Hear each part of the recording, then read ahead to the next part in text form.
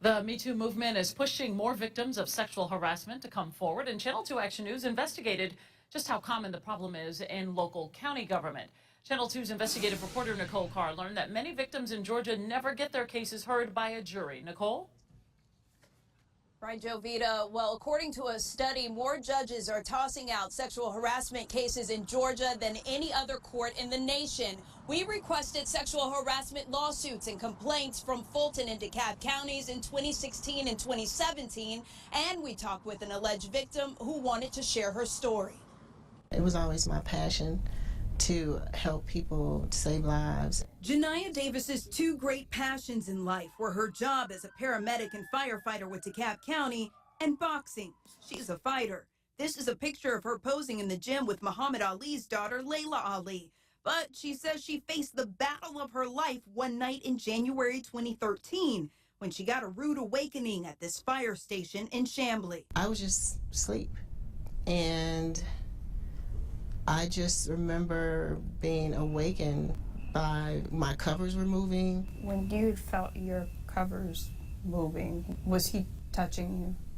Yes, According to this police report, a co-worker put his hand on her shoulder and buttocks. Then I opened my eyes, and he was standing over me with his underwear on, and no shirt, nothing else. Davis says she reported the incident to her superior, but she wasn't happy about the way it was handled. Then you still continue to make me work with someone who had just assaulted me.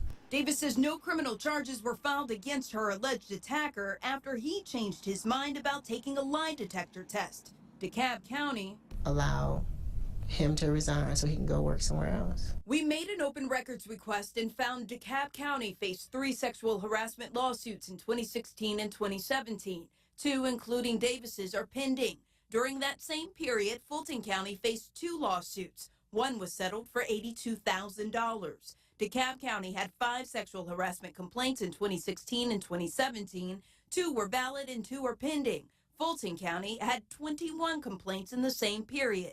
6 were valid. I think it's critical that they do report it. DeKalb County's policy prohibits sexual harassment. We strive to create a workforce that provides an environment where employees are treated with dignity and respect. Fulton County gave us a statement that reads in part, since 1991, Fulton County government policy has strictly prohibited unlawful discrimination and harassment, including sexual harassment in the workplace. But sexual harassment lawsuits like Davis's face an uphill battle in court. It's very difficult for victims to get justice. Employment attorney Amanda Farahany published a study that found in 2011 and 2012, judges in the U.S. District Court of Northern Georgia threw out more employment harassment cases, which include sexual harassment, than any other court in the U.S. Of all the cases that we looked at for sexual harassment, only 1 case was the plaintiff allowed to go forward and have her case heard by a jury. The U.S. District Court of Northern Georgia had no comment on the study. Davis told us she's speaking out to help others. And I've survived it, and I wanted people to be able to relate a face to my story and be empowered or encouraged or inspired. Nicole, you are joining us live from Augusta on assignment. Your story focuses on this firefighter, former firefighter in DeKalb County. When did Janiyah Davis leave the fire department?